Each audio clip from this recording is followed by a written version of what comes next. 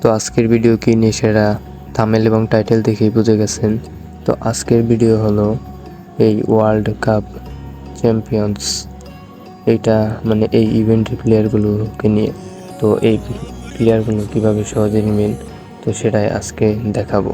তো এই প্লেয়ার সহজে নেওয়ার জন্য আমাদের সর্বপ্রথম যে লাইভ অপশন এসে যে ইভেন্টটা থাকে এই ইভেন্ট কমপ্লিট করতে হবে। কমপ্লিট করার পর যে আমরা এজেন্ট পাই সেই এজেন্টগুলো যে এখানে লিজেন্ডারি এজেন্টগুলো স্পিন মারতে হবে। তো লিজেন্ডারি এজেন্ট স্পিন মারলে এগুলো পাওয়ার সম্ভাবনা আছে। তো এগুলো পাওয়ার সম্ভাবনা কত পার্সেন্ট সেটা আপনার এখানে দেখাবে। আমার এখানে 6.9% দেখাচ্ছে।